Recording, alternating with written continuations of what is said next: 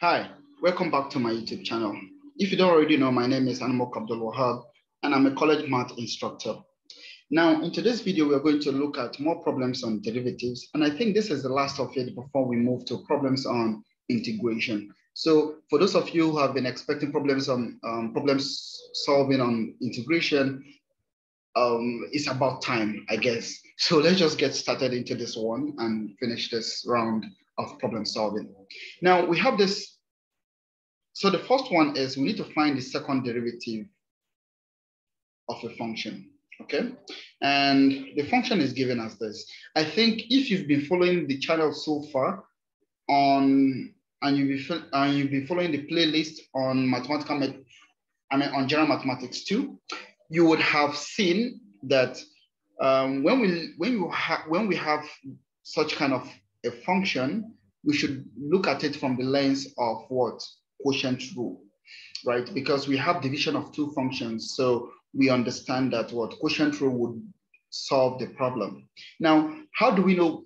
To make it very crisp to know whether quotient rule will solve the problem, we need to substitute variables for the functions that we have here. So basically, we can write this as what? U over V, where U is given as the cosine of X and V is given as what? 1 minus sine X. Okay. Now, when you have the substitution, it's very clear now that we have to use quotient rule. Now, what is quotient rule? This is dy dx is basically going to give us what? V du dx minus u dv dx all over what? V squared. Okay. All right, so we have this. Now, what is left is for us to find du dx and also to find dv dx. So let's do that here. Du dx. So we have this function. I think it's very easy. Du dx would probably be what? Derivative of cosine, which is what? Minus sine x. Okay, very easy. What about dv dx? Derivative of this one. Okay, now derivative of v with respect to x. So derivative of the first term is 0, right? Because it's constant. Now, minus derivative of sine x. What is derivative of sine x? It's just cosine x. So derivative of v with respect to x will be minus cos x. Now we can substitute this into dy dx and simplify. So dy dx would be what? V. So what is v from the problem? V is what? 1 minus sine x. Multiplied by du dx, which is minus sine x. Then we have minus u, which is cos x, times dv. What is dv? Minus cos x. Then all over b squared, which is 1 minus sine x all square. Okay, good. We've done it so far. We are here so far. So all we need to do next is just to simplify the expression. And now, we have to multiply these things through. So 1 times minus sine x would be minus sine x. Then we have minus sine x times minus sine x, that would be plus sine square x. Okay. Then we have minus cos x times minus cos x, so that would be plus cos square x, right? I think by now most of you understand how to do these multiplications. Now, what else do we notice? Sine square x plus cos square x, which is equal to 1. So note this identity. Sine square x plus cos square x is equal to 1. We've used it in previous videos as well. Make sure you know this. And the other identity is 1 plus tan square x, and this is equal to secant square x. So make sure you know these two identities. Very, very important when you're dealing with derivatives. So this gives us minus sine x plus 1, right? Because sine square x plus cos square x is equal to 1. All over 1 minus sine x all squared. So if you rearrange this, this is 1 minus sine x all over 1 minus sine x all squared.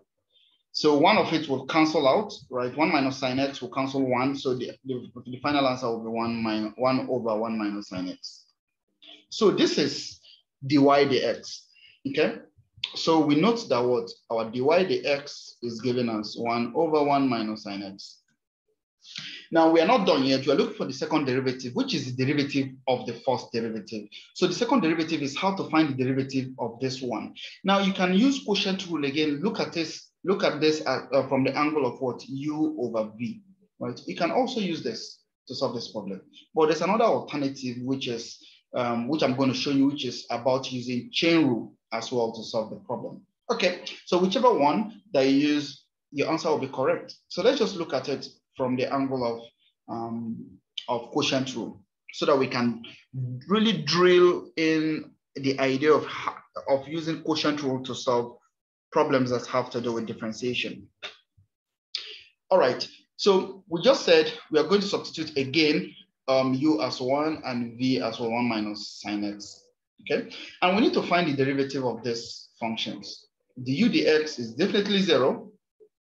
What about dv dx? I think we've done it before. dv dx is basically 0 minus derivative of sine x, which is cos x, right? So derivative of v with respect to x is what? Minus cos x. How did I get that? Derivative of this one is 0 minus derivative of this one, which is cos x. Okay. Now, let me go into finding the second derivative, which is derivative of this one, right? Which will give us the derivative of 1 over 1 minus sine x, which is what we are looking for. And this would be v du. Don't forget v du. This is v times du, which is 0, then minus u, which is 1, times dv, which is minus cos x, all over v squared, which is 1 minus sine x squared. I'm just using the principle that we established here, right? I'm just using this. All right. Okay, so now 0 times this is going to be 0. So what we have here is minus 1 times minus cos x. So that will give us cosine x, right? Minus 1 times minus cos x is cosine x, divided by 1 minus sine x all squared. And this basically will give us the answer to the second derivative that we seek. Okay, so that's the solution to that problem. And what about the last one? The second one says, find the derivative of this, y equal to e raised to power x log x to base e. Now, it is very paramount for you to know how to rewrite log x to base e. We all know that what log to base e is the lane function, so it's going to be lane x. So this is the same thing. E raised to power x log x to base e is something as what? E raised to power x lane x. Now, we can basically see that this is what product of two functions, where the first function is u and the second function is v. It's clearly shown. So we just substitute the first function as u and then the second function as ln x. Therefore, y would become the product of these two functions. Now, what does that mean? Dy dx is now what? U times dv dx plus, we leave the second function v multiplied by what? Derivative of the first function times du dx. Okay, so let me just remove the times. I think it's very clear that what we are trying to do. All right, now that we have this, we should apply now. We need to find du dx. That's the first thing. So, and that's the derivative of this exponential function. So the derivative of exponential function is the same thing as the exponential function. So that will be e raised to power x. Okay, what about dv dx? Now, dv dx is just the derivative of lane function, which is just 1 over the function inside the lane function, which is 1 over x, right?